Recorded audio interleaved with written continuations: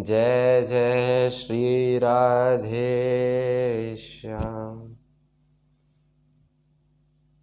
प्रातः स्मरणीय परम वंदनीय श्री नाभाजी महाराज परम पावन ग्रंथ श्री भक्तमाल में भक्तों के दिव्य चरित्रों का वर्णन किया है। इस प्रसंग में नाभादास जी ने परम भागवत अल्ल जी और कोल्ल जी का स्मरण किया है। ये दोनों भाई थे और पूर्व जन्म के ऐसे इन दोनों के संस्कार कि एक जो बड़ा भाई था श्री कोल्ल जी, वो तो पद गायन करते थे, जो भी गाते थे वो सिर्फ ठाकुर जी के लिए गाते थे। उनके जीवन का बस एक ही लक्ष्य कि मेरी मन बुद्धि इंद्रियां जो भी कुछ है, मेरे पास जितना कुछ है वो सब भगवान में ही लग जाए।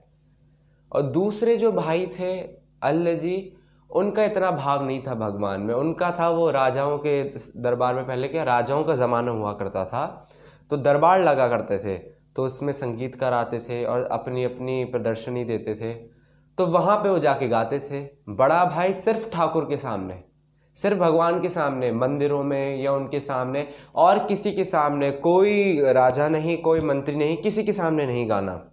और दोनों का गला ऐसा था कि मतलब लोग जब एक बार सुन ले तो वाह वाह किए बिना रह नहीं सकते थे, ऐसा दोनों का गला। बस फर्क दोनों में इतना सा था कि बड़ा भाई भगवान के लिए गाता था और छोटा भाई जो है वो भगवान को छोड़ के सबके लिए गाते थे। कभी कभार हुआ ऐसा तो गा दिया, एक दो कुछ पद गा दिए, एक दो कुछ गा दिया भगवान के लिए, लेकिन कुछ ऐसा खास उनका उद्देश्य नहीं था कि भगवान को रिझाने के लिए मैं गाऊं। तो तात्पर्य यह है कि ये इस चरित्र का भक्तमाल में श्री नाभादास जी ने वर्णन क्यों किया है। नाभादास जी जब सबका चरित्र लिख रहे थे और धीरे धीरे इनका चरित्र बहुत बाद में आता है भक्तमाल में, और इनका चरित्र आया तो श्री नाभादास जी के मन में आया कि बताया तो जाए संसार को कि भगवान की भली भक्ति किसी भी जन्म में हुई भी हो, लेकिन भगवान उस भक्ति का फल जरूर देते हैं। भगवान के दरबार में हर एक चीज़ रिकॉर्ड होती है। उनको कोई मतलब नहीं होता कि आप दुनिया में काम क्या कर रहे हो, उनको कोई मतलब नहीं होता आप कैसे जी रहे हो, आप उठ रहे हो, आप नहा रहे हो, उनको कुछ मतलब नहीं होता। उनको बस इतना सा ध्यान रहता है कि जो व्यक्ति जो कुछ भी कर रहा है उसमें से पूरे दिन में से कितना प्रतिशत मेरे लिए कर रहा है, जो भी उसका कार्य है उसमें से कितना वो मेरे लिए कर रहा है, बस भगवान यही नोट करते हैं। उनकी डायरी में इन सब का कोई लेखा जोखा नहीं है कि हम क्या करें पूरे दिन। जो उनके लिए कार्य किया जाएगा वो ही लेखा जोखा भगवान रखते हैं और स्वर्ण अक्षरों में लिखते हैं अपने पास। और जब समय आता है तो उस जो भी आपने भगवान के लिए किया है उसको चुकाते जरूर है। ये भगवान का स्वभाव है। जैसे संतों का स्वभाव होता है कि संतों के मुख में आपका अगर कुछ एक गस्सा अन्न भी चला गया ना तो वह करोड़ गुना होकर आपको मिलता है, क्योंकि संत रखते नहीं है अपने पास, वो देते हैं, एहसान फरामोश नहीं होते कोई। वही भगवान का स्वभाव है। भगवान के लिए आप थोड़ा सा करोगे ना तो भगवान उसको इंटू 2 करके आपको देंगे। एक कदम चलोगे भगवान के लिए तो भगवान 10 कदम चल के आएंगे, क्योंकि भगवान जानते हैं कि ईश्वर अंश जीव अविनाशी, सब मेरे ही अंश हैं, भटक गए हैं लेकिन सब मेरे अंश है और आना तो इनको मेरे पास ही है। तो जैसे उनको लगता है ना कि ये व्यक्ति मेरे लिए प्रयास कर रहा है मेरे पास आने के लिए, तुरंत वो अपना हाथ बढ़ा देते कि आजा आजा आजा। ये स्वभाव है भगवान का। तो दोनों भाई, एक भगवान के लिए करता जो कुछ करता, और जो छोटा भाई था श्री अल्ल जी जो थे वो भगवान के लिए कुछ नहीं करते। लेकिन उनमें एक बहुत बड़ा गुण था उनके अंदर कि वो अपने बड़े भाई की बात कभी नहीं टालते थे। जो भी उनका बड़ा भाई कहे, अगर बड़ा भाई ये भी कह देना कि कुएं में कूद जाते, वो कूद जाते थे। अपने बड़े भाई की कहीं भी कोई भी बात वो नहीं टालते थे। और आप आगे सुनेंगे यही बात जो है श्री अल्ल जी को अपने बड़े भाई से आगे ले जाती है।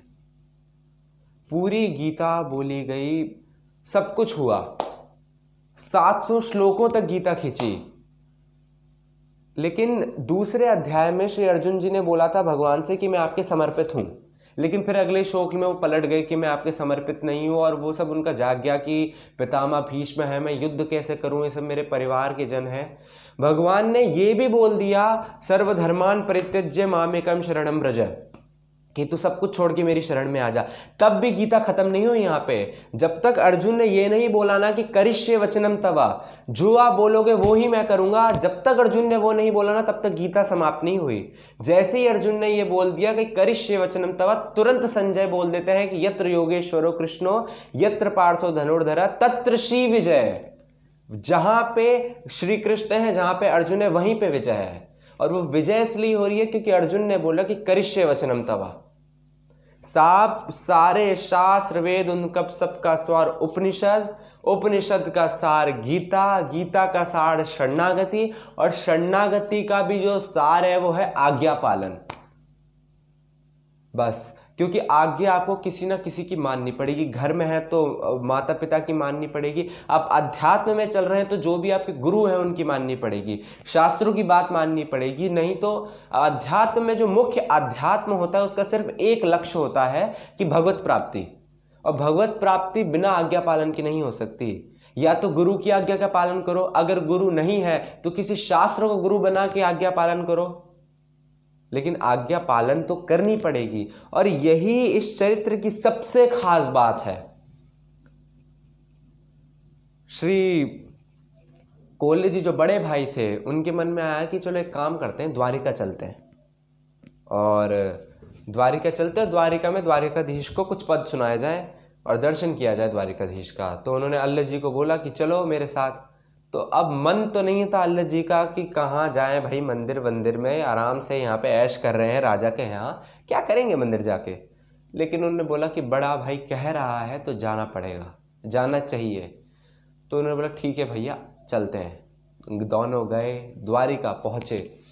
द्वारिका पहुँचे तो सामने ठाकुर जी विराजमान है, और यहाँ पे पद गायन हो रहा है, बहुत सारे लोग बैठे हुए हैं, भक्त लोग बैठे हुए हैं। और श्री कोल्ल जी ने कुछ जो भी उन्होंने रचनाएं करी थी, जो भी उन्होंने कुछ पद बनाए थे, कुछ गीत बनाए थे, वो उन्होंने गाए, और बहुत सुंदर गाया। वो तो उनका रोज का गाना, तो उनका गला भी इतना अच्छा, बहुत सुंदर गाया। सब लोग बोल रहे हैं वाह वाह।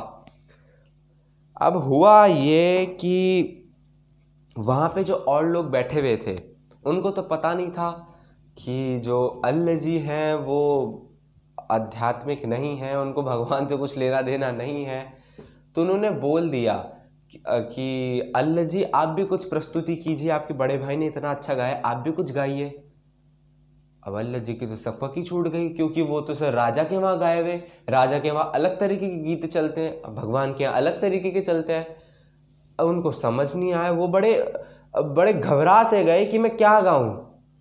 लेकिन अब जो था वो था, सामने हारमोनियम रख दिया गया और उन्होंने आलाप लिया। और जैसे ही उन्होंने आलाप लिया, अंदर से ठाकुर जी ने गर्जना करी, अरे वाह वाह वाह, जैसे करते हैं ना कि कोई अच्छा गाता है तो वाह वाह करते हैं, ऐसे ही ठाकुर जी ने बोला वाह क्या बात है। ऐसे ठाकुर जी ने गर्जना करी अंदर से। और इतना तो ठीक था, उन्होंने कुछ गाया नहीं क्योंकि उनको आता ही नहीं था, बस आ यही सब कर रहे थे, आलाप ही ले रहे थे। उतनी देर में ठाकुर जी ने वाह वाह कर दिया। अब अल्लाह जी को भी समझ नहीं आया कि भाई ठाकुर जी ने वाह वाह कर दिया, मैं कोई चढ़ा तो नहीं रहे ठाकुर जी। लेकिन कोल्ले जी को ये बात थोड़ी सी चुभ गई, जो बड़े भाई थे उनको ये बात चुभ गई। श्री कोल्ले जी के मन में आया कि देखो इतना समय हो गया मेरे को गाते हुए, और मैं सब कुछ उन्हीं के लिए तो गा रहा हूँ, कभी उन्होंने वाह वाह नहीं करा। ये सब जगत के लोग मुझे वाह वाह करते हैं, उन्होंने तो कभी वाह वाह नहीं किया। और इसने पहली बार कुछ गाया भी नहीं, बस हारमोनियम पकड़ के बस एक स्वर लिया, उसी में वाह वाह होने लग गया। बोला चलो ठीक है, जाने दो, कोई बात नहीं। अब पट खुले, आरती हुई तो पुजारी जी बाहर आए। अब वहां पे क्या होता है, एक माला होती है जो एक ही ठाकुर जी की एक माला एक व्यक्ति को दी जाती है, और वो ठाकुर जी खुद बताते थे कि अब तो क्या लोगों में इतनी पात्रता नहीं है कि ठाकुर जी की बातें सुन सके, लेकिन उस समय वो खुद बताते थे कि इस व्यक्ति को माला देनी है। तो अंदर से ये आदेश हुआ कि जो अल्लाह जी आए हैं, जिन्होंने सिर्फ आलाप लेके छोड़ दिया, उनको ये माला देनी है। तो अब वो आए, पुजारी जी बाहर माला लेके, अल्लाह जी ढूंढते ढूंढते पूछा कि भाई अल्लाह जी कौन है। बोला ये है, और माला उन्हें पहनाने लग गए।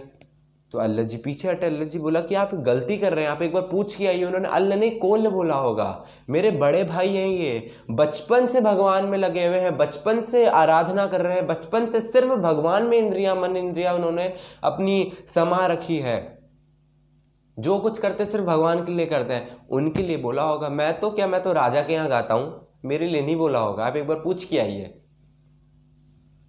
तो पुजारी को भी लगा कि भैया हाँ बात तो सही कह रहा है ये, एक बार अंदर जाके पूछ के आते हैं। अंदर गए कि प्रभु शायद हो सकता है आपसे गलती हो गई हो, आपने कोल बोला था कि अल्लाह बोला था?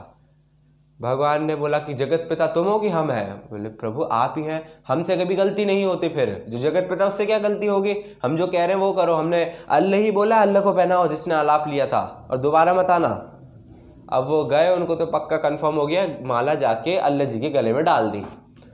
अब ये जो बात है वहां पे सब लोगों ने देखी, सब ने जय जयकार कर ली, लेकिन वो जय जयकार कोल्ह जी की नहीं पच पाई।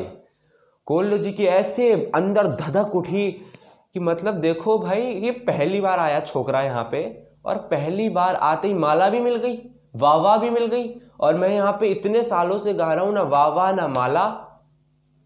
और जो अंदर जो ईगो बैठा हुआ होता है ना, जो हिडन ईगो होता है, जो सूक्ष्म अभिमान होता है ना, उसको ठेस लग गई। और जब अभिमान टूटता है ना, जब खुद के घमंड पे बात आती है, तो व्यक्ति कुछ भी करने पर आतुर हो जाता है। अब उनका ऐसा मन किया कि इस शरीर को छोड़ ही दो, इस प्राणी त्याग दो। ये सोच के वो गए और समुद्र में छलांग लगा दी। समुद्र में छलांग लगाई, नीचे डूबने लगे। लेकिन जाको राखे साइया, मार सके ना कोई। नीचे गए। अब द्वारिका के जो आधी जो द्वारिका है, आधी क्या पूरी जो द्वारिका है उस समय की, वो तो समुद्र के अंदर समाई हुई है। तो डूबते डूबते गए और दिव्य द्वारिका में पहुंच गए नीचे। अब दिव्य द्वारिका, अलग दृश्य, वहां पे सुगंध आ रही है और पन्नों से जड़ित सड़कें। अल्लाह जी के मन को, कोल्ह जी के मन को थोड़ी शांति पड़ी और वो आगे गए।